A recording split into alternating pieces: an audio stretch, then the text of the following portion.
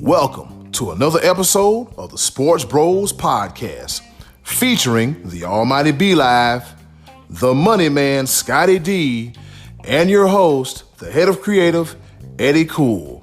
And without any further ado, let's give it up for the Sports Bros.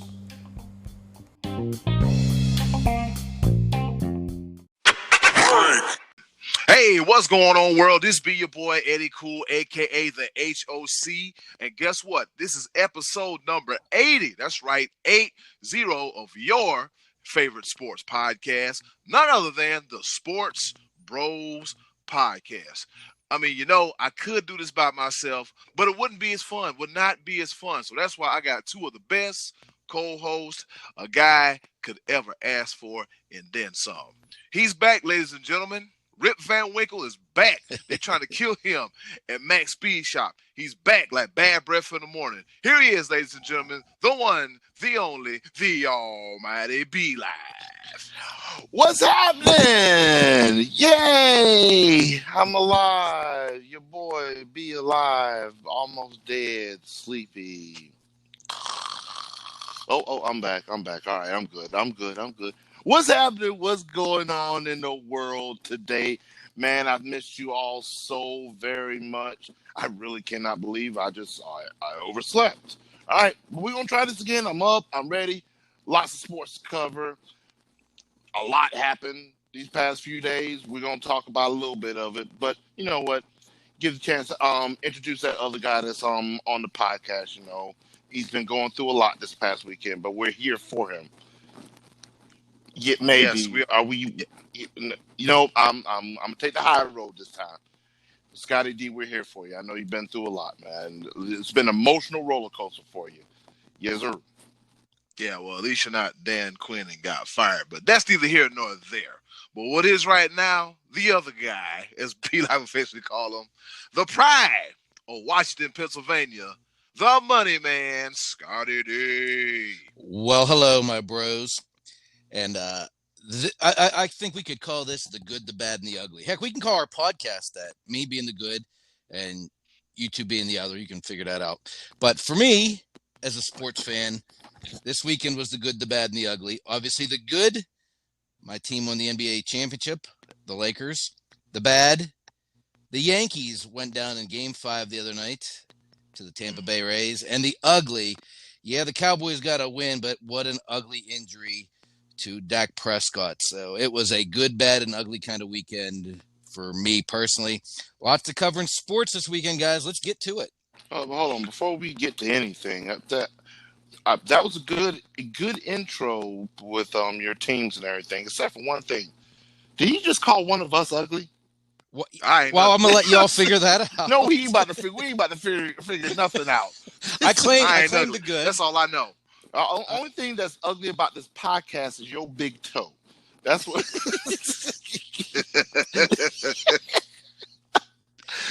There was a comedian that said one time, I can't remember who it was, 1 out of every third person is ugly. If you look to the left and you look to the right and you ain't seen it yet, guess who it is?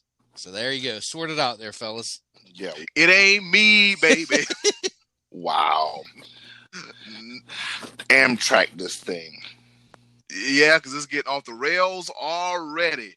Well, as Scottie D mentioned, the good, the bad, the ugly. Well, let's talk about the good. Last night, the Los Angeles Lakers, they win the series against the Miami Heat, 4-2, 106-93. And guess what? They are the champions, my friends. Yes, that's right. The Los Angeles Lakers win their 17th overall title in franchise history, tying the Boston Celtics. And fellas, take a wild guess who was named MVP of the finals. The guy who should have been. KCP. And wrong again. LeBron James. Fellas, LeBron James, this is year 17. He does not show any signs of slowing down. And he once again led another team to the NBA Finals, and they won it all.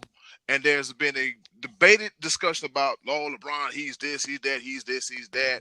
But you know what? I'm gonna let you guys say what you got to say before I divulge into it. And Scottie D, since it's your team, we're gonna let you start first. Well, LeBron got it done. That was the whole thing. He said it himself that he wouldn't be considered a true Laker because the LA fans didn't care about what he had done before he got there. It was only what mattered in that Laker uniform. And it was really important to him to do it this year, considering that the franchise lost Kobe Bryant back in February. So that was on all their minds the entire year. They were in the huddle yelling Mamba when they would break huddle, and they wore the black jerseys in his honor repeatedly. So I think at this point, LeBron has definitely etched himself in Laker lore. You know, the bubble situation, I have to give the NBA a lot of credit for how that ended up working out. It was a lot of work went into that. I'm sure it was difficult to be there all during that whole process, but you know, once they got there, they didn't have any positive COVID tests. They did it right. They were able to finish out their season. I've heard him say that I've heard some arguments that there could be an asterisk on this season for that championship. I don't see how there can be. These guys basically played out a whole season, and the Lakers won this without any home court advantage. I mean, there was no such thing as home court in this situation. Everyone was playing in the same circumstances all the way through. LeBron caught a couple breaks this year, I think. He's never had the breaks really in his career before because he didn't have Durant, Curry, and Clay to go through like he would have had to in the past. Didn't even have the Clippers to go through. That was the other team that everyone thought would be the finals favorite. And what a great Miami effort. You know, the Lakers clearly were the better team, but Miami just out-hustled, out-energied them a couple times. Jimmy Butler earned more respect from me in this series than I had ever dreamt I would have for him as a player. I mean, he never quit. But that Miami team, you know, a lot of respect, a lot of credit. They were a good young team, really went after it. You know, I love the fact that the Lakers won. For me, I have to say it's slightly less fulfilling than in past championships because, you know, LeBron went there and you got to take him because he's the best player in the world. And Anthony Davis, you know, you got a chance to get him, you get him. But it wasn't like it didn't have the homegrown feel of some of the past Laker championships, if you know what I mean.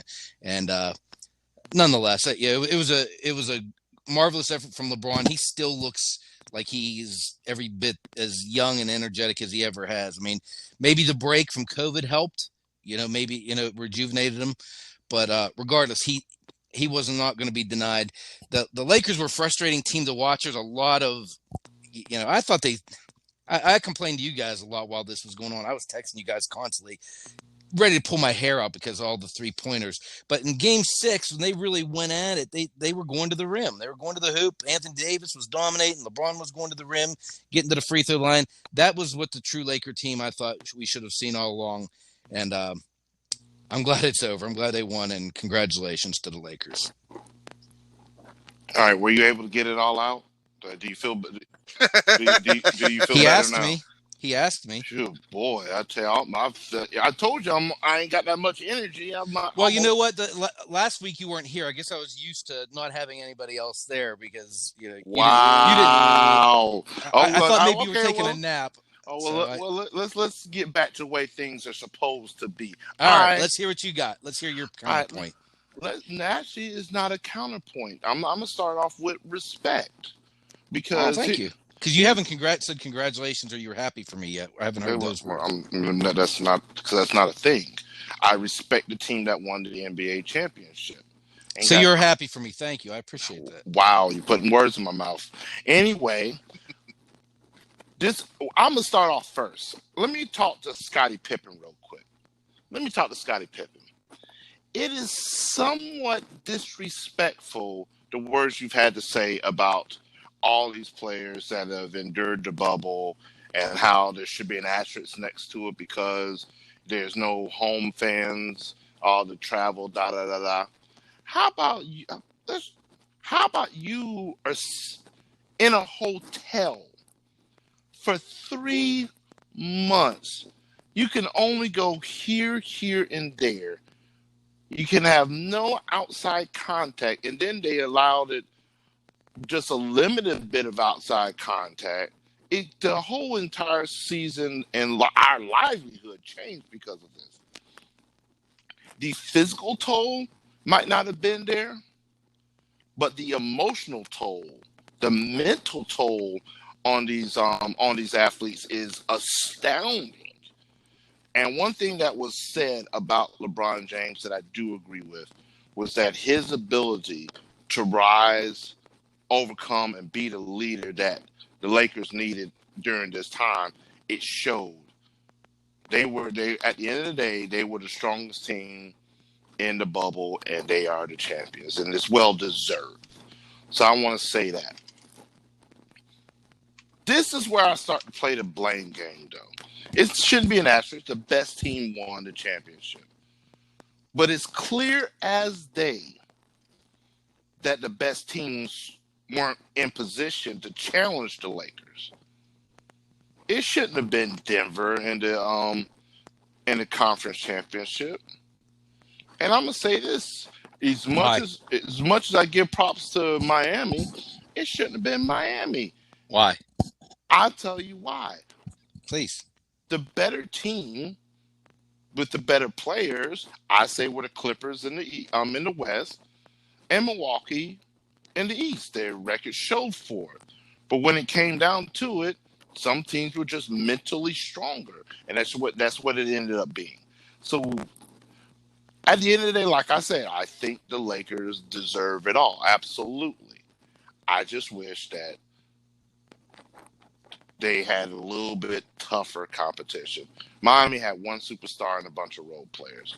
Denver had a bunch of role players and one that hasn't even really arrived as far as a superstar. But I mean, he balled out. But at the end of the day, like it'd have been a little bit more interesting to see that Lakers Clippers matchup. It'd have been a little bit more interesting Yeah. to see the Lakers Milwaukee a matchup. So that's the only thing that I say that NBA missed out on. And I think the ratings would have been a lot better if you'd have seen those matchups.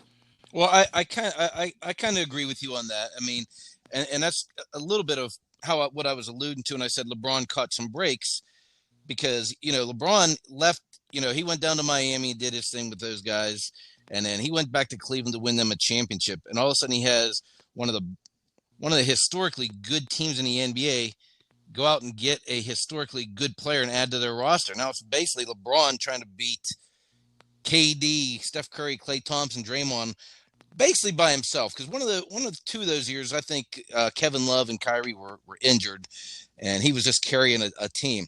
And LeBron catches a lot of flack for his record in the finals compared to Michael Jordan's, but and I've been one of those guys that have done that too. I've always said I thought Michael Jordan was greater, and part of it had to do with his exemplary finals record. But this year, I mean, you can't apologize. You can only beat who's in front of you. I think it would have been cool to see the LA matchup in the Western Conference Finals, but we were a game from it, and those guys couldn't seal the deal against Denver. I mean, yeah. So I mean, I understand what you're saying, that we didn't get like the sexy marquee matchup that we thought we were going to get. But at the end of the day, I do think Miami ended up being the best team in the East because of the team basketball they played. And guys, I said over and over again, I get sick of watching all the 3-point shots. And Jimmy Butler, he played old school basketball, getting to the rim, driving into the paint, shooting pull-up jumpers, dishing the ball. I mean, he didn't just sit out there and wait to bomb threes. So I think at the end of when this was all said and done, the Lakers did end up facing the best team in the East. When I didn't think that ahead of time. I did think Milwaukee, and I thought Boston was better, but Miami convinced me, and I think they have a bright future. To be honest with you, I think that they're young enough, and they're just going to keep building. The last thing I want to say about that, and I agree with you. What would we have had? Even a more compelling matchup if we had a healthy Miami team in the finals? Because they were banged up. They were banged up, yeah. Maybe, but I don't think it was going to go more than 6 games either way. Gotcha. I think it was, I think maybe a couple of the losses that Miami suffered would have been closer. The final game, the Sunday night game, the Lakers just got out and just opened things up in the second quarter, and they ran away and hid. At that point, Goran Dragic was back playing, but he wasn't himself. I mean, he was trying to work himself back into getting some minutes. And Adebayo, we know he was injured the whole time and playing through some shoulder pain. But I think the Lakers were going to win that in 6 either way. Yeah, I initially thought that the Lakers were going to win it in 6. But B-Live didn't. He said Miami in 6. Oh, here we go. Jesus. Wow. You got a prediction correctly once in your life. Man. How about your 16-0 Cowboys? We'll get to that in a second. But for 2021, it's still on the table. That's not Oh what my you God. said. Okay, let's go on. But I appreciate your both of you for congratulating me and that you're happy for me on the Lakers. I appreciate that, guys. Thank you. Happy for you, man, because you've had a hell of fine sports weekend. As far as I'm concerned, there's been a lot of talk. I notice there's a lot of debate on these various sports groups all over Facebook, all over social media, all over Instagram, and I'm like this. The hell with all y'all. And I'm going to tell you why the hell with all of y'all. LeBron has led not one, not 2, but 3, count them, 3 teams in 2 different conferences to the NBA championship and won. Okay? This is his first trip as a member of the LA Lakers. First try, successful conference championship, successful to the NBA finals. Boom. They're lifting up a Larry O.B. in the air. It took a few times in Cleveland, but guess what? He got it. And it took a few times in Miami, but guess what? He got it. So what? He went 10 times, and his record is what? 4-6, 4-9, whatever. Damn the math. Look, people do, for some strange reason, they do not want to give this man his well-deserved credit. I'll tell you what. I believe people will give LeBron James his credit once he decides to hang the sneakers up. But by the time it'll be too damn late.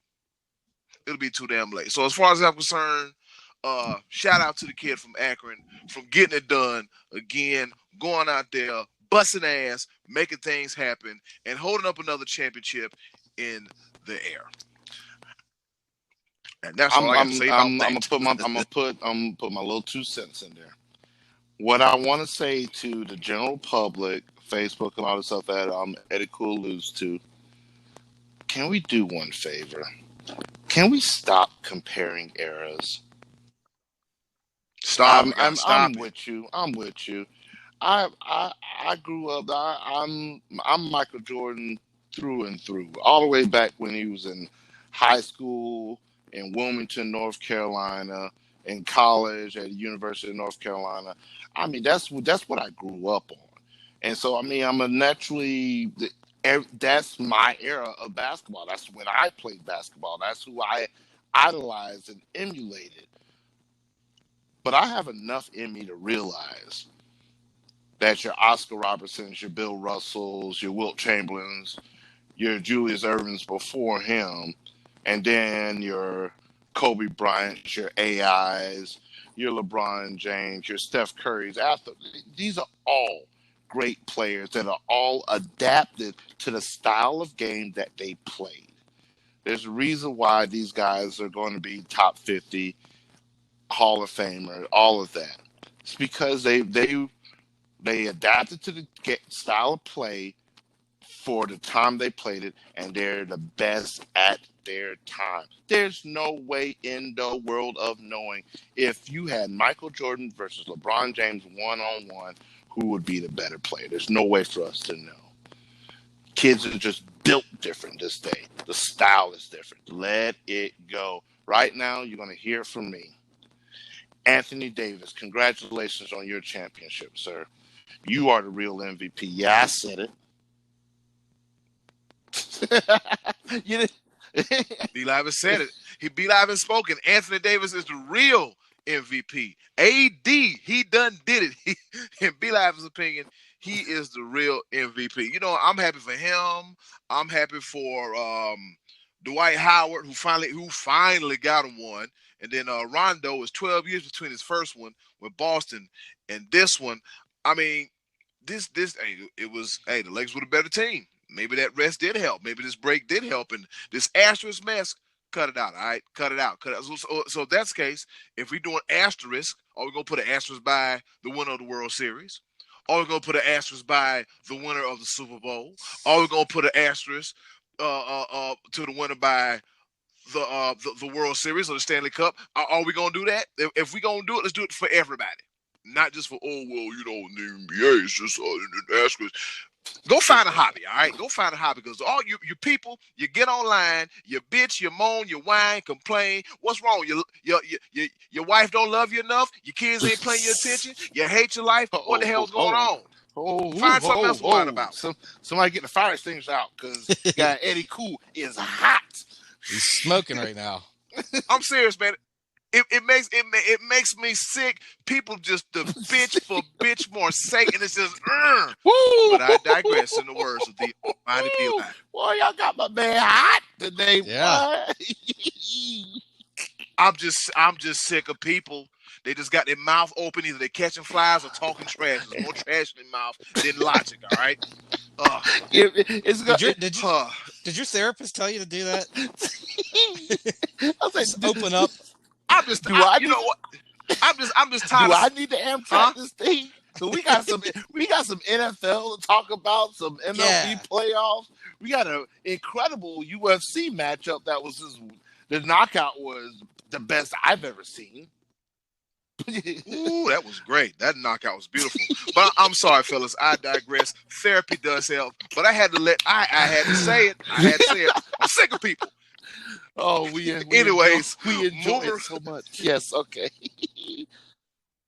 You got a little red ass Eddy Kool action today, a rarity, but you got it. All right, I digress. Breathe in, breathe out, because my therapy says so. I got a session today at 6, which is Tuesday, by the way.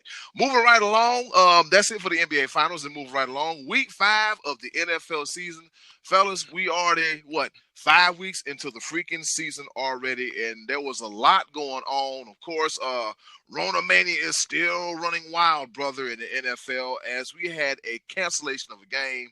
The Denver Broncos and the Patriots has been postponed to be played at a later date. And on today, the Bills and the Titans, barring any setbacks, we don't need any kind of setbacks, will be Tuesday at 7 o'clock on CBS. It was kind of weird seeing 2 Monday night games last week, but I liked it. Push come to shove, you have to do what I liked it. Yeah, it was a little different, but push come to shove. Yeah, push come to shove, you got to do what you got to do. So a little quick rundown right fast. Fellas, guess what? The Browns win again. Hey, you know what? I think that was an impressive win to me. After the whole thing with Cowboys last week, where they had the big lead and then almost gave it up and then came back, they had a whole thing of emotions going up and down last week, and they were riding high.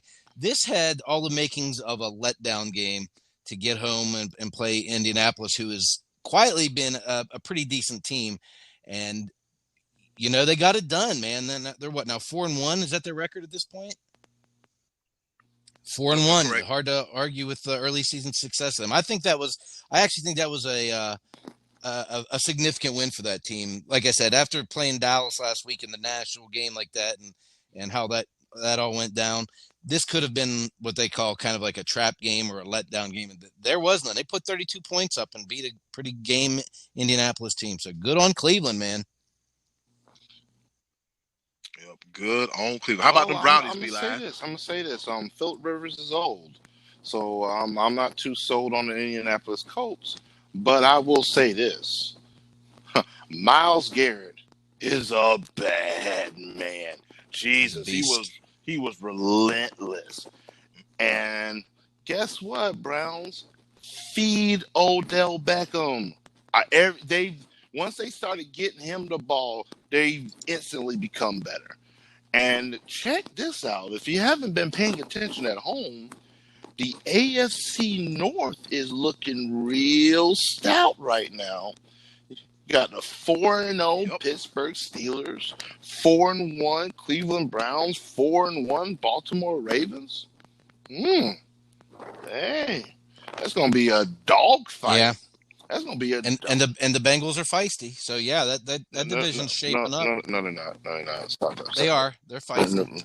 They had a bad game on Sunday, but they're but to say that they aren't improved would not be accurate because they are an improved team from where they were. They where they go 1-15 last year.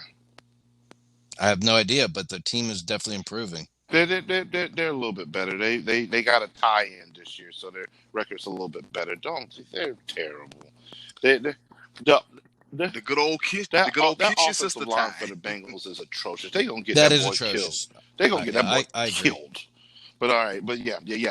So But one thing I will agree with you though, B Live. I said a while back, it looked a few weeks back that it looked like there was no kind of chemistry relationship between Baker Mayfield and Odell Beckham, and this is 2 weeks in a row now that Beckham has been involved, and it's helping the offense to roll. Another reason I thought Cleveland may struggle this week is because they lost Chubb last week to injury, and they still put up some yards on the ground too.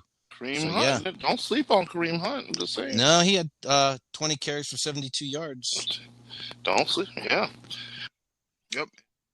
And then you had good old Dearness, Johnson just coming in and breaking all big runs left and right and did pretty good. Also, let's see what else we had going on. We got the Bears sneaking one out of Tampa Bay, and we got Khalil Mack hip tossing Tristan Wirfs.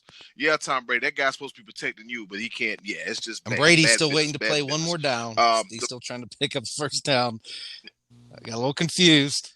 Is it now fourth? No. There's you only get 4. You don't get 5.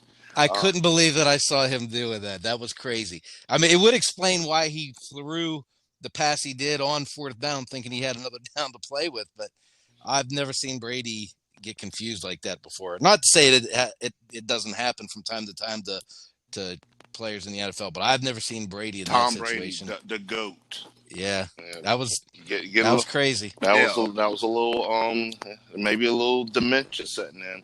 He is old. Wow, a little sheep is there. Just a little sheep is there. Guess what, fellas? The 49ers, they get upended by the damn Miami Dolphins 43-17. And 49er fans, I don't want to hear, well, we had our second string in there. Well, guess what? No. No, they didn't. So they got stomped. No, they didn't. Well, okay. Raheem Mostert was back. Jimmy G was back. Deebo Samuel was back. George Kittle was back.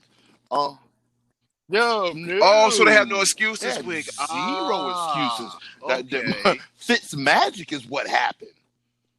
Yeah, Fitzmagic was doing his thing. I think at the tune of 350 some odd yards passing, 3 touchdowns, 155 passer rating. Yeah. The defense, I don't know, San Fran, I'm a little hurt because I had your defense on my fantasy team. You got me nothing. But yeah, guys, do they have problems though? I mean, they pulled Jimmy G. Yeah, do we have a problem there? No, that absolutely has to be. I would have never seen that.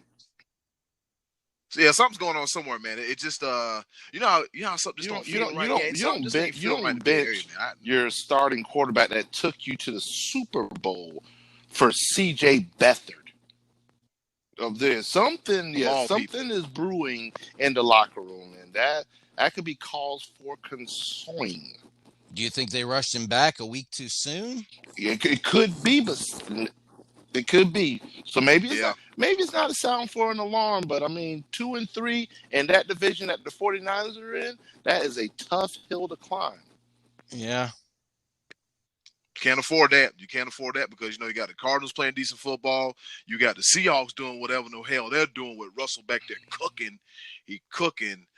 And and then you got the Rams, they trying to come to life as well too. That's if you ain't got Jalen Ramsey and old boy beating up each other. But that's last week's. That's neither here nor there. And then the Raiders, they hang a 40 burger on the Kansas City Chiefs. You know what? I knew this was going to happen, but I just didn't know when. Because Kansas City has that bend but don't break defense. I kind of saw this back when they played the Chargers and Justin Herbert made his debut. I'm like, oh, they let them hang around a little bit too much. So I'm not surprised by the reigning, defending Super Bowl champions Kansas City Chiefs losing. I was surprised. I thought they would win this game, but I heard today that this was the score was 40-32. I heard this was the largest loss for Mahomes as a starting quarterback. His 8-point loss was the largest one. But I tell you what I liked at the end of that game was the Raiders going for it on 4th down instead of giving the ball back to Kansas City. Because he figured if I can pick up a foot here to win this game, I can do it. That's my better chance than to kick the ball back over to Patrick Mahomes. So good on the Raiders, man. They were aggressive. 40 points is nice. That's a nice game against Kansas City. I'm gonna say this because I'm a segue and I'm gonna mess up your rundown real quick because I like the way that Scottie D said that he liked the gamble of going for it on 4th and 1, and that could have solidified the game for the Raiders. But there was another team out there that decided to go for it on 4th and 1 and gambled and lost in the most spectacular way. Minnesota, what were you thinking? Yo. Oh boy. That was dumb. That was dumb. Yo. Very. I get it. You want to keep the ball out of Russell Wilson's hands, but kick that field goal, go up by 8 and make them get the 2-point conversion. That's the whole thing. That's the difference there, I think. Because if the Raiders don't get it and they give the ball to Mahomes, the worst that can happen is a tie. But Minnesota, I mean, they put themselves in a position that Seattle all they had to do was score it and win. I mean, didn't like that. I mean, and it's apples and oranges. Every one of those cases is a unique situation, and I didn't like that there. I was watching the end of that Raiders game and I was thinking, go for it, Gruden. You're an aggressive coach. Go for it. I didn't like the Minnesota decision anyway because they had a chance to get points right there. Like you said, they go up 8, and then they're forcing the Seahawks to get the 2-point conversion, which they end up trying and not getting anyway. Which is the difference of the game. Yes, Scottie D. I know you're watching the ALCS between the Rays and the Astros, but man, that little last bit of the Seahawks and the Vikings game kind of had me on the edge of my seat because not only was I watching for fantasy football purposes, because I had Kirk Cousins playing, I had Chris Carson, and also Tyler Lockett playing as well too. I was like, I want to see Russ cook. I wanted to see him cook, but and they did what they normally do. And see, the Seahawks, they're on fire, man. The early season MVP, Russell Wilson, doing what he does best, and then Scottie D. Your Cowboys won, but it came at a cost. Dak Prescott is out for the season. He'll be out for 4 to 6 months. He broke his ankle. Yeah, it was pretty bad. It was one of those danglers, and we ain't gonna talk about it too much, but the Cowboys did what they had to do to pull it together. The Red Rifle, pow, pow, pew, pew. He came in relief and led the Cowboys to get the 37-34 win over the New York Football Giants. The Giants continue to stink. And the Cowboys, well, hey, they get another win. They get another win after that debacle that happened at Cleveland last week. Yeah, actually, in Dallas against Cleveland last week. I feel bad for Dak Prescott, man. Dak Prescott was on pace to have a record-breaking, record-setting season. I mean, yes, he got a lot of his numbers in garbage time, but Dak was really out there trying to make the most of an otherwise. Yeah, and he gambled on himself. He turned down a 5-year contract and took the franchise tag this year because he was expecting to go out and do great things this year.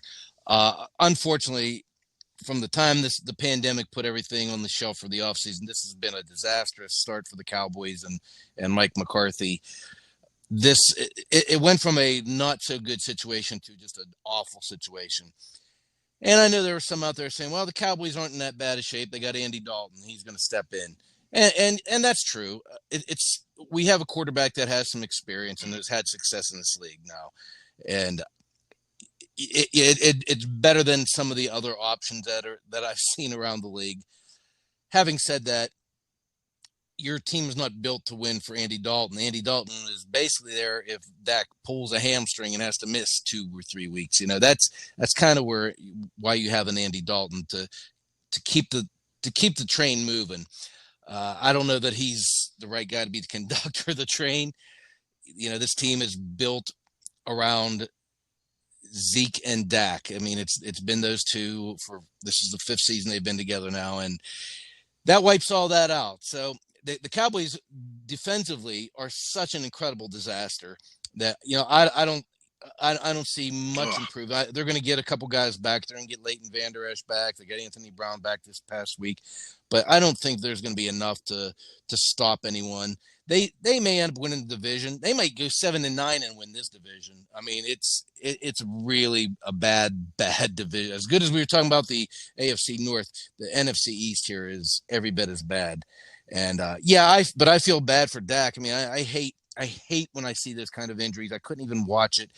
When I first saw it, what I thought happened was I thought he hurt his shoulder because he was kind of stiff arming, and right away I'm yelling, "Don't use your throwing arm as a stiff arm!" And he went down awkwardly and then reached for his looked like he reached for his calf, and the camera showed his ankle twisted. Oh, I can't stand that. I hate seeing that. And I think Andy Dalton will be okay, but he's not Dak Prescott. I mean, Andy Dalton's at a different stage of his career than Dak is at. So I think we'll see Dak back late spring, early summer doing some workouts, and they'll probably do a franchise tag on him again because I can't see him committing to a quarterback coming off that kind of injury without knowing what you're getting. So I think we'll be back to the same drawing board with that next week. But speaking of that division and quarterback play, the Redskins, Eddy Kool, they look like they got some problems, don't they? The Redskins, they just have all problems. Old habits die hard. Oh yeah, they really die hard. The football team, man, they just have all kind of problems. Like when it comes to the football team, you don't know what version of that team you're going to get. You really don't. Dwayne Haskins, he got benched in favor of Kyle Allen, and then guess who makes an appearance? Yeah, speaking of gruesome injuries, he's a guy that's been through it. And I know you're going to talk a little bit more about that later, but I mean, it was cool to see him back on the field. But what about this Haskins situation? I mean, he wasn't even at the game Sunday. He wasn't even there. Yeah, he wasn't at the game, and what's the rumors that was speculating they're going to put him on a trade block and everything, and it's just, you know what? I look at this as another situation where you remember E.J. Manuel? Yeah. Who played for Florida State, got drafted by Buffalo, and the move didn't really make any sense, and it still doesn't years down the road. Yeah. And I think he's out of the league now, and yes, and what I would hate for happen to Dwayne Haskins is him go that same route. Because I'll be honest with you, Dwayne Haskins could have used another year at Ohio State to get better. Agree. You know, he could have used that extra year at Ohio State to get better. He really didn't have anybody like breathing down his back, knocking down his doors. I mean, I understand, you know, wanting to bet on yourself. I really understand it, and I get it. You know, if you look good, you feel good, you play good, oh, guess what? I'm going to bet on me. I'm going to go ahead and leave a year early, get this money, and hope the best. But sometimes you look in certain situations like E.J. Manuel and also like Dwayne Haskins, you should have stayed that extra year, man. You should have stayed that extra year, and it's just sad to see.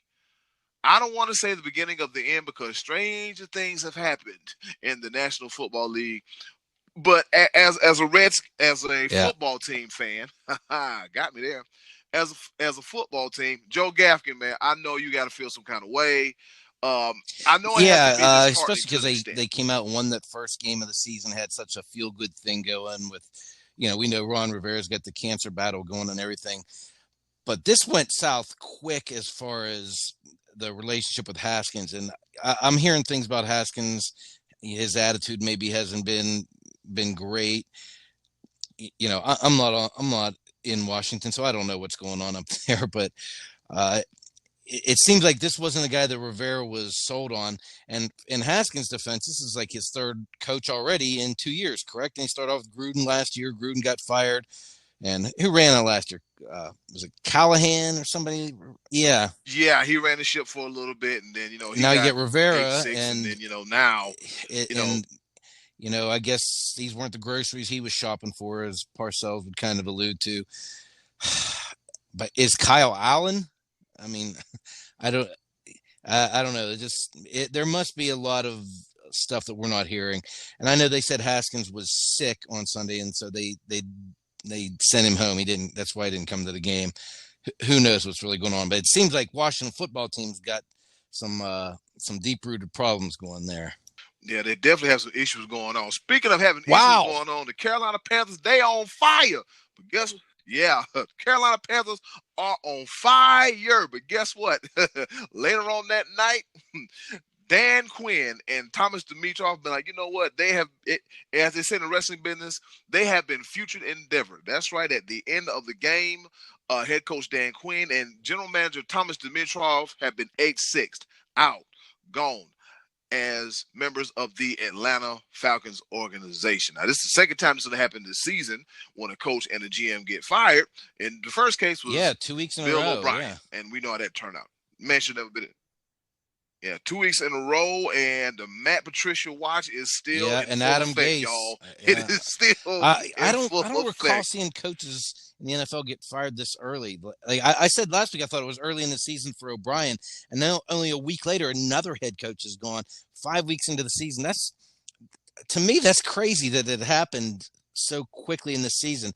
Dan Quinn should have been gone last year, but the team rallied and won a couple games down the stretch last year, and I think it changed Arthur Blank's mind and said, well, maybe we have a little momentum going into this season. I think it's probably getting to be about time to move on from Matt Ryan. I don't know what his contract looks like. I know his game is deteriorating some. I know the team is hurting. I mean, they're awful on defense.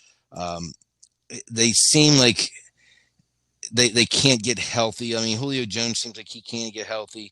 Matt Ryan is completely immobile. So if you go after him, you know, he's not the guy anymore. I mean, it seems that MVP season seems like a long time ago at this point. But let me say this though, Eddy Kool, Carolina's coming around. I mean, I know it was a bad team they beat, but they're better than the bad team if they won the game, right? I mean, I say good for Carolina. That's 3 in a row now, correct?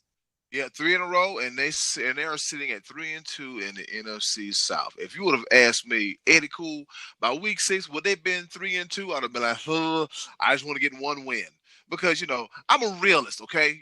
You're moving on from Ron Rivera, you're moving on from Cam Newton, no Thomas Davis, no Luke Kuechly, Christian McCaffrey. He'll be out 4 to 6 weeks with a sprained ankle, and in turn, you got Teddy Bridgewater, you got Mike Davis, you got the wide receivers are still there. We got Robbie Anderson of the Jets, who has no idea what the hell the team mascot is. Is that a bear? No, fool, it's a panther. How long you been on the team? It's just the fact that like seeing all that and then I mean they have some issues on defense. I will say this: Carolina does have some issues on defense, and a lot of people, they're not really high on Teddy Bridgewater. I've always been a Teddy Bridgewater fan because Teddy Bridgewater has what it takes to make the least amount of mistakes as possible. No, he's not going to put you he's not going to put you in bad situations. He was serviceable when Drew Brees was out for the Saints for that small portion of last season. So Teddy is effective and can get the job done. I mean, who knows? This might be a blessing in disguise that Teddy Bridgewater is a member of the Carolina Panthers. We got him for the cheap, but taking for Trevor, I think that's going to be off the table. I think Carolina's too good. No, I don't think they're a playoff team, but they're exceeding what I was expecting because in our NFL preview, I said I picked Carolina to finish last in this division, and Atlanta looks so much more lost. I mean, Carolina looks like they've got some direction. Robbie Anderson's got 489 yards through 5 games. I mean, that's pretty good. He's for not playing with Bridgewater before. They've established a bit of a rapport, and they're doing this, like you said, without McCaffrey. He's on the shelf. The day that the Dallas Cowboys hired Mike McCarthy, I shrieked on the air because I didn't like that hire. I said I wanted somebody young, and I mentioned Matt Rule being a guy that I was interested in seeing Dallas hire. And I say he's off to a pretty good start, Eddie. I mean, you got to be happy with what you've seen so far, correct? As a fan?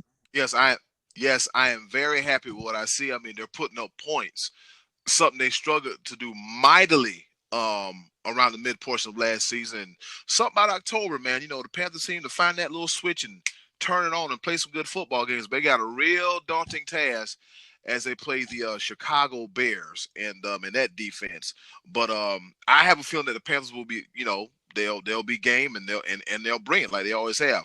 Now, as far as the Atlanta Falcons go, As a mess. It's just like you said, things need to happen a while back. Dimitrov should have been gone 2 years ago, and Quinn should have been gone last year. But as you stated, Scottie D, the team rallied around him. They loved him. I don't know what the hell happened after the fact. It's like the Falcons have just fallen apart. Julio can't stay healthy. No more Tevin Coleman. No more Devontae Freeman. Austin Hooper took a big money contract and went to Cleveland. The defense, they can't stop a nosebleed. The Falcons are just bad. Okay, I said, okay, well, they lose these little 2 games, they'll get back on track. Nah, the Falcons are just bad. The only bright spots are Yeah. Calvin Ridley and Calvin Ridley, and that's it. And They're it's going to have just to go into rebuild, I think. They're looking to they're going to have to start over. I feel like, yeah. they're gonna have to blow the team up, and the interim head coach is Raheem Morris, who's the defensive coordinator. Yeah. I guess The worst this aspect point, of the team is the I defense. guess, yeah, the worst aspect of the team is just it'll be the Falcons will be interesting to watch to see where they finish at the end of the season, because from what it looks like is them, it's the Jets, Giants. and what's another winless team? Then the Jets and the Giants, and you know, at this point, you got to do what you got to do. In the city of Atlanta, I mean, hey man, it is what it is, man. Things happen, but never forget that I have a feeling that the Falcons have an extended Super Bowl hangover, because they had a chance to. No, they really haven't. I know they managed since. to get to the playoffs next year and then lose a disappointing first round game to the Eagles. But then, you know, they, like you said, though, that they haven't really been the same since then. I mean, they were ready to raise the trophy, and now the coach is gone. Like you said, some of the key players are already gone. It's a mess in Atlanta.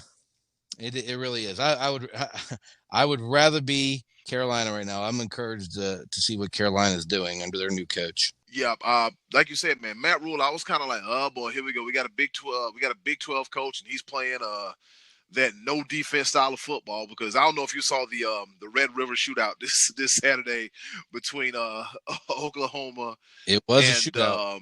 And University of Texas. It was like what 57. Oh my God! It was just that, a shootout. And I hear people now, Eddy Kool, why you so critical of the Big 12? Because they don't play a single lick of defense. All right, they don't play no defense. They play none whatsoever. Well, so what did we learn this week, Scottie? Like I was saying before, I think we learned that Cleveland might be legit. We learned that Atlanta and the football team have big problems. And we learned that the Cowboys have some problems. And we learned there may be a quarterback controversy in San Francisco. I don't know if it's a controversy, but there's definitely some issues. And hey, congratulations to the Texans for getting their first win. And we also learned that Tom Brady's not looking to the sideline to see what number's up on the sideline marker, because he didn't see the 3 or the 4 up on the sideline marker. Yeah. So that's what we learned, I guess, from the week. Anything else you want to add before we move on from the NFL? Well, from the looks of it, other than that one bad call, the Vikings seem to be pulling everything together, slowly but surely. They'll turn the ship around. And then, like you said, the Browns, they look for real, but they got a real test against the Pittsburgh Steelers next week. Cowboys in trouble. Quarterback controversy in San Francisco. Maybe, maybe not. We don't know what the hell's going on with the football team in that situation. And Corona has postponed another game. We don't know what's going on. So hopefully we get tonight's game between the Bills and the Titans, a matchup of 2 undefeated teams. And yeah, Scottie D, and from the looks of it, the Ravens are business as usual. The Raiders, yes, Mike Mayock and Chucky, Big John win. Gruden, they really putting something together. Finally, Chucky is getting Chucky is fitting to get together and cook with the groceries. He finna shop for the groceries, and he finna cook with them too. So that's a good thing. Let's see what's we got going on. The Jaguars, they're still the drizzling poots, and Carolina's looking pretty good, and Dolphins getting their first win, but nobody's really talking about the Steelers. So Big Ben, actually, he's still got something in the tank, man, because he's turned that team right back around from a miserable year last year. Actually, it wasn't super miserable, because they did actually win some close games last year, but they were never really in contention. and Big Ben has them right back playing meaningful, good football again. So them and the Ravens, they're and the Browns. It's that division still up for grabs. Yeah, man, the AFC North is going to be a real tight division. Lord have mercy. I hope they get Joe Burrow some help, man, because the boy's good, yeah, he got but crushed. he's better when he's not getting killed. Yeah, he got killed. And that's it for the week 5 in the National Football League. Moving right along, we got the Major League Baseball playoffs. It's that time of the year as the first round went by fast. The second round went by even faster. We are at the American League Championship Series and the National League Championship Series. As of right now, over in the AL, the Tampa Bay Rays, the Astros 1-0. And if I'm not mistaken, Scottie D, there is a game on now, right? As we are recording, the Rays are leading the Astros 3-1 in the 6th. If you're listening to this as we release it, you already know what happened in that game. You're ahead of us because we don't know what happened yet, but it's 3-1 in that game, and the Dodgers and Braves will be kicking off their series later on this evening here. Yep, later on tonight, Scottie D. So did you watch the game at all last night between the Rays and the Astros? Like I said, I was hooked on the finish of the Seattle and Minnesota finish of the game. Yeah, the Rays seem to have it going on right now, and let me just start by saying, it was a very fine line between them and the Yankees when it came to that series.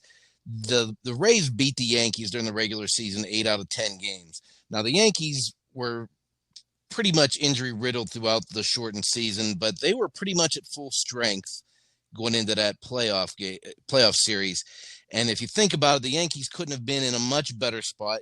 In the deciding game, they had their big money pitcher. They went out and got Garrett Cole, spent a lot of money to get him. They had him on the mound in Game 5, and he pretty much delivered. He had a pretty good game. I think he only gave up 1 run through 6 or 7 innings and on short rest. And they had Aroldis Chapman, their big money closer, finishing the game. So you can't ask for much more than that from the pitching standpoint, other than their pitching let them down to get to that spot. They're going to need more starting pitching next year. The Gary Sanchez behind the plate it seems to have run its course. I know Phillies JT Realmuto is going to be a free agent. He could be a Yankee next year. The Yankees collect free agents. I know Trevor Bauer put his name out there on Twitter already, hinting that he knows the Yankees need starting pitching. Yankees definitely need starting pitching, but the Rays right now are the better team, and the Astros have a lot to prove, Eddie, because they're looked at as the cheaters of the league. But the Rays, they have the pitching. They have tons of pitching. They got arms in the bullpen. They got this young man, Randy Arozarena, who is like unstoppable right now. He killed the Yankees with his bat. He seems to be like almost taking on the role of the team leader the way he's been hitting. Their best hitter was Leauge, and he had a lousy series against the Yankees. He couldn't buy a hit. And then the Astros, they pretty handily defeated the A's. This is going to be a tough series to call. I'm saying, I like the Rays because they were the number 1 team all year. They had the best record coming in. And to me, I think that's a little bit more important than the Astros chip on their shoulder. I think they could probably use some trash cans to help them get by the Rays. A couple banging on some trash cans, a couple very uniquely set up cameras, that kind of thing. Yeah. So I like the Rays, especially now that as we're talking, they have a 1-game lead. So that's always a help to choose that as well. But then in the National League, we got the Dodgers. They're getting ready to get started with the Braves. I tell you what, the Braves have some firepower in their bats. There's a lot to like about this Braves team up and down the lineup. I mean, they got hitters. Miss Travis d'Arnaud catching this year. He was a nice acquisition. He's batting .321. Acuna's got thunder in his bat. Freeman, Ozuna, Swanson. There's a lot to like. I just happen to think that there's just too much power in the Dodgers lineup. I mean, they took it right to the Padres and really smoked them out in that third game. They had one really good contest, but the Dodgers have. I kind of think it's their year. So I don't know. Let's see. Nothing surprises me with baseball, but I do like the Dodgers to get by Atlanta. I know B-Live's a big Braves fan, and he likes to say "chop on." Chop on. Yeah. He still likes to say "chop on." Do you like to say "chop on"? Yeah. Chop on. I just like to say, go Go Brave. So it's Braves. just, I mean, we live in a society. I don't want to say the wrong thing. And next thing you know, I got somebody, trying to cancel culture. Me. Oh Matter of yeah, fact, yeah. yeah, I hadn't even thought you know about what? that. Yeah. And you know what? Matter of fact, cancel culture sucks. By the way, Yeah, it Scotty D, does. I'm gonna stop. I'm gonna stop. I know I've been on one this whole episode, but I'm gonna stop. But cancel culture freaking sucks. All Yeah. right, cancel yourselves. All right, yeah, go hug your mama. Go cancel yourselves. But yeah, man, the Braves have that firepower, man. We gonna see if Clayton Kershaw, whether or not is he gonna be a repeat postseason bomb. Well, BUM. that's going to have a lot to do with it. He had a good game the other night in game 2 against the Padres. He had a pretty good game. Um, but he's not their only pitcher. Walker Bueller's once again going to pitch game 1. They have some arms in their bullpen too. Kenley Jansen's had a little bit of problems, but when you get into the postseason, man, all hands are on deck. Starters become relievers, and you just got to get through innings. And I think the Dodgers have enough pitching. They were 43-17 in our shortened season this year. That's a pretty damn good record. I just like the Dodgers. I just at this point also they have been there year in and year out the last 5 years and haven't gotten it done. I think with their playoff experience and them having that chip on their shoulder, and it doesn't hurt to have Mookie Betts in your lineup. You add him into the mix. I like the Dodgers. I like the Dodgers and Rays to face off for the marbles, Aaron. We'll see. Like I said, we're just getting started. We'll see how that all goes. Yeah, we're just getting started. But I wouldn't mind seeing LA getting their comeuppance against them funky cheating Astros with the cheating and the. Yeah, That's actually, I fastball hadn't thought of that. in the They background. probably would prefer to play the Astros, have that little revenge chip on their shoulder. Yeah. Hey, think about it. Tampa Bay did it in hockey. Wouldn't be surprised if the Dodgers did it in baseball. So Scottie D, it's almost November. The Fall Classic is not too far away. The thing about the baseball playoffs, man, it's been going fast, man. You blink your eyes, one round's over with, on to the next. You blink your eyes again, next thing you know, we at the World Series. But yeah, looking forward to some great games. And one of the things of baseball, Scotty D. So you know what that means? It's time for our favorite portion of the show. Uh-huh. So you know what that means, don't you? What's that mean, Eddy Kool? Let me cue this nice young lady here. Hey, yo, button, hit it. And now, our favorite part of the show, the choices of the voices. Once again, thank you to the wonderful and ever so lovely Miss Button for introducing our favorite part of the show, the choices of the voices. 80 episodes in, and the woman has no legitimate rhyme or reason or right to lie. None whatsoever. So here we are, Scotty D, another exciting expert edition of Choices of the Voices. And with that being said, what's the question for this week's edition of the Choices of the Voices? All right, so we asked on the topic of baseball if you could choose any player from Major League Baseball history to be on your postseason team, who would you choose? And we had some good answers here. B-Live had to step away. He went with Greg Maddux, and Greg Maddux is a great choice. Again, as a Braves fan, Greg Maddux with some big games in the postseason, a lot of success. The Braves as a team were in the postseason every year for like 100 years, but only won one World Series. But they still had some. Greg Maddux had some money games along the way. Who else do we have that mentioned under this topic, Eddy Kool? All right, that's right. The almighty B-Live mentioned Greg Maddux. That's a great choice, man. Great. I used to watch I used to watch a bunch of Braves games too. And boy, when Maddux was on, he was on. It was a damn shame they won 11,000 division championships, 99 pennants, and not one, and only one World Series so far. But hey, it's better than going and winning one as opposed to going and hey, you could be the Buffalo Bills. But I'm sorry, Bills fan. I'm just the closest thing I can think about. We got the best name in the game, Joe Comfort. He said you'd be hard pressed to find a better postseason or regular season performer than the Iron Horse himself. Lou Gehrig had a lot of protection around him in the murderer's row. He put up impressive stats nonetheless. All right, Lou Gehrig. How about you? Yep, so he said Lou Gehrig. Yes, sir, the Iron Horse himself. Rodney Bellamy, what's going on, buddy? What's going on, buddy? Long time no hear from, see some, or none of that. He also said Greg Maddux in his prime, when he was on, he was on. Always a fun watch. So that's 2 for Greg Maddux. All right.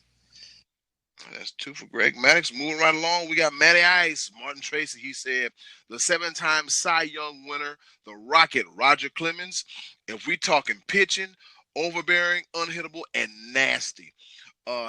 Batting, I'm taking the man of steel, Ricky Henderson, the greatest leadoff hitter in the history of the game. 5'2", player, great leadoff hitter who can go yard at any time, is playing havoc once he was on the base path, and is a Gold Glove outfielder. Oh, yeah, and clutch. What more could you want? Okay, that's solid. That's solid. I really can't argue that, man. Ricky Henderson, man. Ricky Henderson. They said, I heard a podcast like, yeah, Ricky Henderson had a lot of power, and most of it came from his ass. He did. He had those thick thighs and butt, man. And he was, he was in the heads of the pitchers too, man. Or heads of the catchers too. I know he was in the World Series for a few years there with Oakland. He may have been with Toronto in one of their back-to-back championship years. I don't hold me to that, but I think he may have been on one of those teams. But he would just tell the catcher when he'd step in the batter's box, hey, I'm going to steal on you.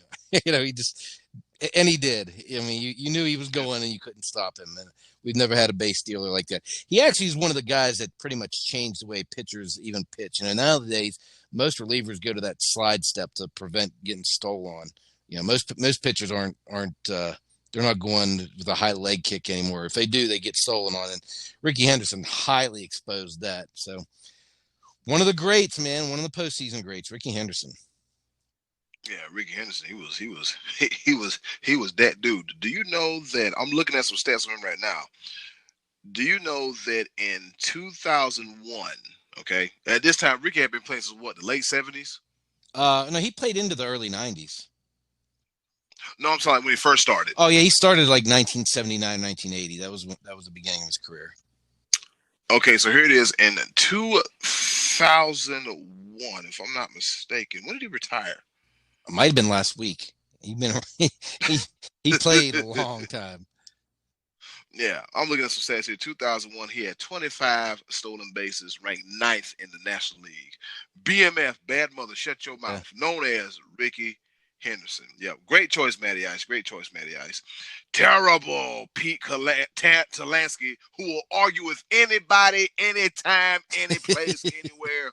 But Pete, it's a pleasure having you, buddy. I wouldn't have it any other way. He said, I have 2. The far and away number 1 player I would take in the postseason would be Mariano Rivera, because he has money. And Scott, there was a pun intended. He wanted me to let you know that. In the postseason. Secondly, I would take Derek Jeter, because he is just an amazing leader and motivator, and other players just know how to win. Yeah, Jeter, when as a Yankee fan, you always felt good about him in the postseason. He made some huge plays. I mean, the one comes to mind was the against Oakland, taking the cutoff throw down the first baseline and the shovel pass to home plate to get Giambi out, Jeremy Giambi trying to score from a ball hit down into the corner. And then he had the home run in 2001 in the comeback win against the Diamondbacks in the World Series. The first ever November World Series baseball game. He gave him the nickname Mr. November, but he was clutch. And, as a Yankee, you just always felt like everything was good with having him at shortstop. And Rivera. So as a Yankee fan, you just felt like you get to the 9th inning, it's over for you. We got the Sandman coming in the game. Yep. So soon as he comes in, you already know it's a done deal. You already know it's a done deal. All right, Joe Gafkin, he said, Rick Vaughn, a.k.a. Wild Thing. Although a car thief and a felon. Yes, sir.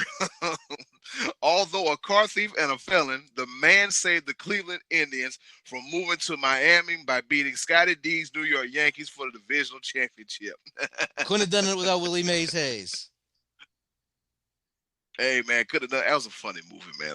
If you haven't seen them, it was a Major League. Right? If you haven't seen it, man, you got to see it.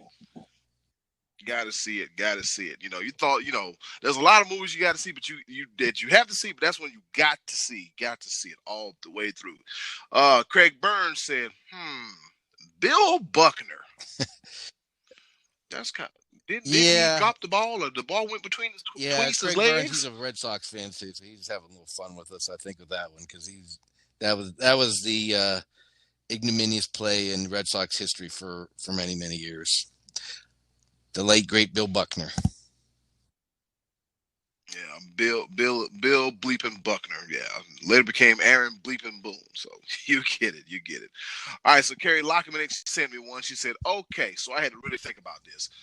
I'm not huge into baseball because to me it's more fun to play rather than watch others play." She said, so she picked Mickey Mantle. You're going to love this one. One of the greatest offensive threats of a center fielder in history. 150 runs as a switch hitter, and his awards are a laundry list. I love this next part. Mantle was stealing bases and a few women that he was not married to. So we go to Mick, man. He was he was a butcher knife killer, not only on the baseball diamond, but with the ladies as well too. The Mick, Scottie Mickey Mantle's a good choice, and good for her for doing her homework. He won the World Series 7 times. He was a 7-time champion between 1951 and 1962. Hard to argue with Mickey Mantle as a postseason choice. And sadly, one of Mickey's teammates was Whitey Ford, who just passed away a few days ago. Actually, I think he died the same day that the Yankees lost Game 5 here last week to the Rays. And while we're on the topic, we learned earlier today before we recorded that Joe Morgan passed away, and he's another postseason legend. All those good teams with the Reds. Bad year for baseball legends here, Eddy Kool, but yeah, good choice there from your friend on Mickey Mantle. Yeah, Kerry, that was a good pick. That was a good pick with Mickey Mantle. So we said B-Live picked Greg Maddux. Well, it's hard to argue. I'm going more on guys that I've seen because I didn't obviously watch Babe Ruth or Mickey Mantle play. There's a whole long list of Yankees you could choose from. Derek Jeter obviously would be one of my top picks. I'll tell you, Eddie, this time of year, you need to look no further than the Yankees game last week. That again, I'm referencing Game 5 against the Rays, where the Yankees had this stacked lineup and scored a single run. To know that in the postseason, the most important thing is pitching. You got to have good pitching. And I think of Randy Johnson and some of his dominant performances through the years. I know that in 1995, when the Mariners got to the postseason, Randy Johnson was a monster. He came out of the bullpen in a deciding Game 5 situation against the Yankees and helped the Mariners win an absolute classic baseball game. That was a game that Ken Griffey Jr. scored from first base I think it's the 11th inning to win that game. Randy Johnson would be one of them, but going on recent history, I don't know if I've ever seen anything like the run that Madison Bumgarner put on for the Giants here in 2010, 12, and 14. Yeah. Madison Bumgarner was in his career at this point in 16 games. His ERA is 2.11. He's 8-3. He had some absolutely outstanding performances in 2010. He was the youngest pitcher to win a playoff game for the Giants when he pitched 6 shutout innings against the Bravos, actually. And he also had 8 shutout innings against the Rangers in Game 4 of the World Series that year. 2012, he had another World Series appearance against St. Louis where he went 7 innings, no runs. But then in 2014, Eddie, he was unbelievable. As a Pirate fan, I remember being almost relieved that they were going to face Bumgarner in a wild card rather than win the division and face the Dodgers and have to beat Clayton Kershaw twice. Well, wasn't that joke on me? In that wild card game, the Pirates did not score a run, and Bumgarner went 9 innings. He went on to the division series. I think he had I think that was one of his few losses was in that division series. Then, in the World Series that year, he won games 1 and Game 5, and in those 2 games, he gave up a single run in 16 innings. This is against the Kansas City Royals. That series went to a Game 7, and in Game 7, on 2 days rest, he came in and pitched the last 5 innings for the save, gave up no runs on 2 hits. It was that postseason run from that first wild card game against Pittsburgh to that final Game 7. It was just sheer dominance by Madison Bumgarner. Pitching throughout the regular season, you're going to see occasionally a pitcher's going to have a bad day. They're going to be a little sluggish here and there. But when you get to the postseason, if they can really lock it in, pitching is often the biggest difference. And that was such a difference. Madison Bumgarner had this team winning World Series games in 2010, 12, and 14. So I'm going with Mad Bum because that dude was insanely good in the World Series. Oh yeah, he was. Oh my God, he was on fire, man. And it seems like such a long time ago, but it was a short time ago, Scottie D, where the Giants were just in it every year, and they had a even run. Years. They were just in 10, it. 12, 14 on the even years. That was their time. Yeah, they were on like an amazing run, man. And Madison Bumgarner, I think he is too. I think he's an old country boy from North Carolina. Yeah. Yeah, man. Back there cropping back and slanging chicken eggs and everything, and just doing what he does, man. And he's one of the best to ever do it. But I'm gonna have to side with B-Live on this one, man. Okay. Greg Maddux, man. Greg Maddux, because when he was dialed in, man, he was dialed in. Be it postseason or the regular season. Greg Maddux, man, he was an intricate part of all those 11,000 pennants that the Braves won from 91 to 2002 or something like that. Yeah, he's a very interesting part. I think it would have been. I'm not trying to diminish all that he's accomplished, but I think it would have been a little bit more if he won maybe 2 or 3 within that period of time. Because the Braves had a stacked team. For a very, very long time. And I think the Braves are now slowly starting to turn the corner with this young nucleus that they have now. But, man, you could never forget about Greg Maddux, man, because when he was on. Yeah, and you throw in Smoltz and Glavine, and for a couple years, yep. Steve Avery was Bowlers, there for the beginning of that run. It really is amazing to me as a guy who as I just said, I think pitching is so important. To me, it's amazing that the Braves didn't win more World Series considering they had so many opportunities during that time period. But Greg Maddux certainly is one of the greatest pitchers of our lifetime. No question about it. Yep, no question about it. He didn't look intimidating, but when he got on that mound and went to hurling that heat, oh boy, watch out! And hear that look on his face.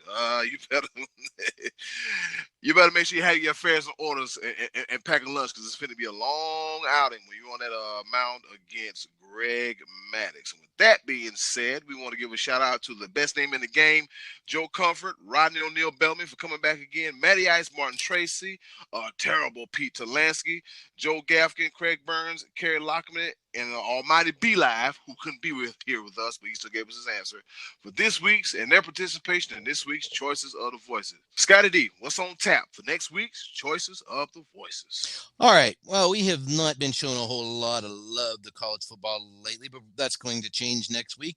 And we're going to go on that topic with asking who, in your opinion, was the biggest Heisman Trophy gyp? Like, who do you think deserved it and got flat out ripped off? Someone else got it instead of someone that you thought, oh, that wasn't fair. This guy should have won. I know off the top of my head, I can probably guess easily who B-Live's answer is going to be because all roads lead to Dabo. But always. I'm sure there's somebody out there that you were a fan of or watched play and you said, man, this guy is definitely getting the Heisman and he didn't get it that year. So that's who we're going to ask. Who do you think got ripped off and should have won a Heisman Trophy that they did not win? Yep. Time to air out your grievances. Who should have won? Yes. Air out your grievances. Instead of the bum that did one. On next week's edition of Choices of the Voices, ladies and gentlemen, we do love that section of the show. We really look forward to it. Not only seeing what you give us here, but also what we get in our DMs, the banter back and forth between you guys. It really makes it fun to watch for me to log on and be like, oh hell, what did they say this week? Nevertheless, you never let us down, and with you not never letting us down, we're not gonna let you down either. We're gonna keep on representing. Scottie D gonna come up with the topics and the questions, and yeah, like I said, any ideas you want to do with Choices of the Voices, let us know. We are open like a library book. Also, that's it for another edition of the Sports Bros Podcast, episode 80, which means we are not too far away from 100. Wow. Yeah. Earlier this year, we celebrated a 1-year anniversary, and then pretty soon it'll be episode 100 of the Sports Bros Podcast. I don't know what the hell we're going to do. Ain't got no big time plans for it, but I got a good 20 plus episodes to figure out what the hell is going on. Scottie D, where can they reach you? You can find me on Facebook as always. I'd love to hear from you. Send me some critiques, some praise, some ideas, whatever you got. But always happy to talk sports with you. So check me out on Facebook. And that leaves me, the HOC Eddy Kool here at the Sports Bros Podcast. Hey, look, man. I'm like the Waffle House in Atlanta. I'm all over the place, all right? You can catch me out. You can check me on Snapchat. This, if you do that, Super Cool 5000. And oh, yeah, Eddy Kool got a TikTok, y'all, at Eddy Kool. I'm here on Facebook at Eddy Kool and all of the other Sports Bros related social media platforms. You can check out our Sports Bros website /blog. Also, that YouTube channel. We're going to be kicking that up pretty soon. Let's see, Instagram. Cool season, all one word. And Scottie D, I'm out of breath. Man, getting old, Eddy Kool. Yeah, man, they spread me thin. They spread me thin. Anything you want to say before we get up out of here, Scott? Just get well, Dak. Let's go, boys. Yep. Yeah. Thoughts and prayers once again. Go out to Dak Prescott. Yeah, I know we're a little bit heavy on Dan Quinn and Thomas Dimitroff. We hate when people lose their jobs, but you got to understand, number one, it's a business, and number two, it's a performance-based business. And if you can't understand 1 and 2, coaching might not be your thing. With that being said, it's been another episode of the Sports Bros Podcast, and in closing, do something nice for yourself. And if you can, do something nice for someone else. Trust me, they'll greatly appreciate it now more than ever. It's been another episode of the Sports Bros Podcast. Enjoy, goodbye, and good night. See you later on behalf of the good, from the good, the bad, and the ugly.